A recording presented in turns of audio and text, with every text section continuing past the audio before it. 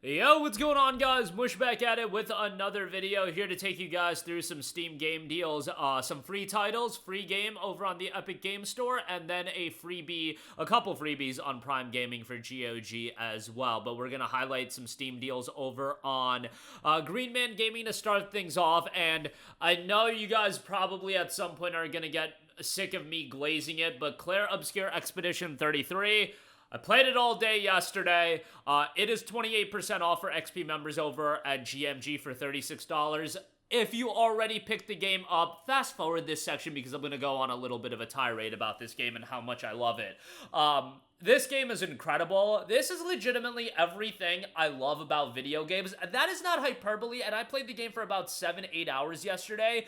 Blown away by it, and this is a game that narratively will hook you within the first hour and a half of the game. The introduction to this game is so well done. I was blown away by it, and to me it was at the level of Final Fantasy 16. Final Fantasy 16 I thought had one of the greatest openings, opening sections, like the first hour and a half, 2 hours of a video game I've ever seen. I would put Expedition 33 right up there. With FF16, the issue was I think a lot of people saw that the game peaked with that opening 2 hours, and then, you think of it what you will. Not here to get on a rant about FF16, although I do love that game. Expedition 33, after that introduction, has still been fantastic. This game is incredible, the soundtrack is stellar, and the fact is, everybody's bugging out, myself included, about $80 Mario Kart World, $130 Ultimate Editions. This game, you guys, came out for $50. The main story is 30 to 40 hours long, and you've got a wealth of side content, optional bosses, incredible visuals, incredible soundtrack.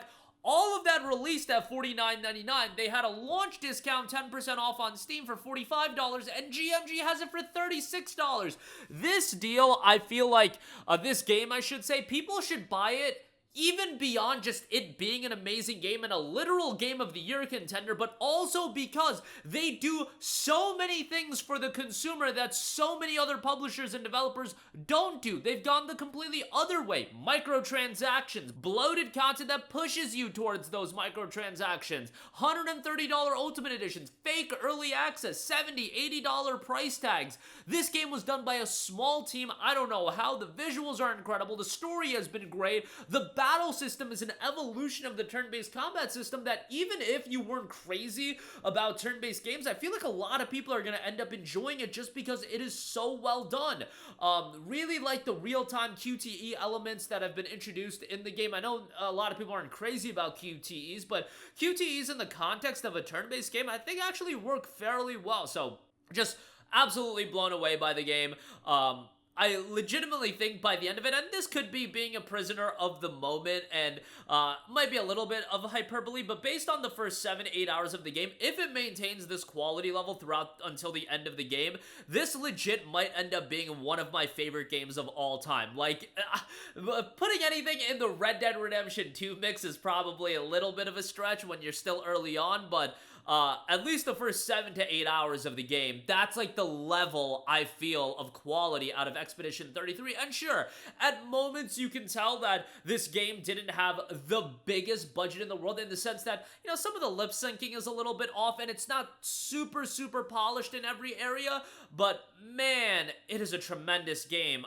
The only complaint that I do have is sometimes in the dungeons, you don't have a map and navigation gets a little bit wonky. I've been able to figure everything out, but I could imagine if that persists, there might be some times where I find it a little bit annoying, but man, that calls back to older RPGs from a heyday, and you do have a map in the overworld, of course, that kind of points you towards your next direction, but once you get into the dungeons themselves, that's where you can have an issue. But incredible soundtrack, incredible story. I will be glazing this game for the rest of the year, so if you're gonna be sick of me talking about it, you might want to unsubscribe, because this is gonna be one of those games that actually not even for the rest of the year, probably until I breathe my last breath, or Sandfall puts out another banger, I'll be talking about Expedition 33. Again, just blown away by it. So happy it turned out well, because this is a game I've been following since its initial reveal back in June of 2024, and I wanted it to do well. Never did I think it would be a 90 plus on Metacritic. Never did I think it would be of this quality level, especially because it's a debut title from a new studio, new IP. Generally speaking, games of that ilk that fall in that criteria, they're not the ones that get 90s on Metacritic. They'll get 80s, and then maybe they'll be able to work their way up, but yeah, blown away by Expedition 33. So happy for the game's success as well. $36 on GMG. Really, it's a bargain, and I highly recommend it. Then we have Days Gone, the Broken Road DLC, which also just released today. Introducing some new components to Days Gone. You do have some new gameplay components, Horde Assault, a permadeath mode. You've got some visual updates as well.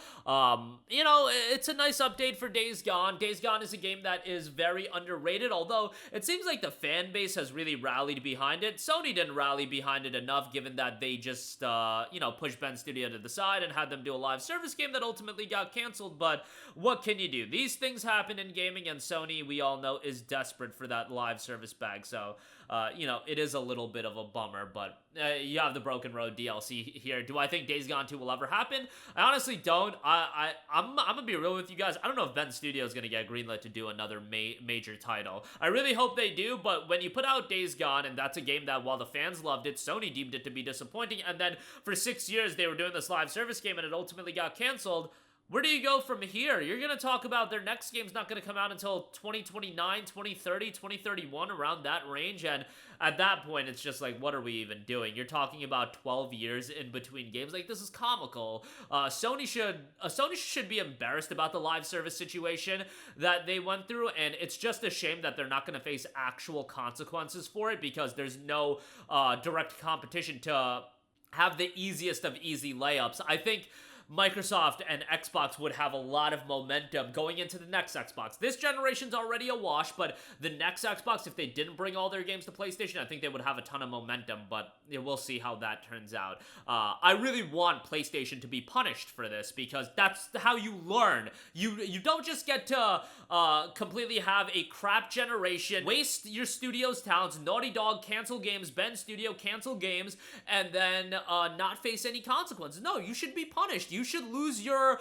equity in the console space. Absolutely. I have no other way that I feel like this should go, but that's my 2 cents on that. Days Gone Broken Road DLC, $8.80. Hey, if you want to check that out, go, feel free to pick it up. All right, a couple of free game notes. Chuchel is available free over on the Epic Game Store. The game has had a very positive reception on Steam. 3,300 reviews, a comedy adventure game from the creators of Machinarium. Join the hairy hero Chuchel and his rival as they will be facing numerous puzzles and challenges in their quest to retrieve the precious cherry. $9.99 typical price, but available free right now in the Epic Game Store. And then Prime Gaming, it's got some free stuff as well. You've got Gloomhaven, GOG copy of that. Thief Gold, GOG copy of that. Last Spell, GOG copy as well. Legacy of Kain, Blood Omen, Berserk Boy, God's Trigger.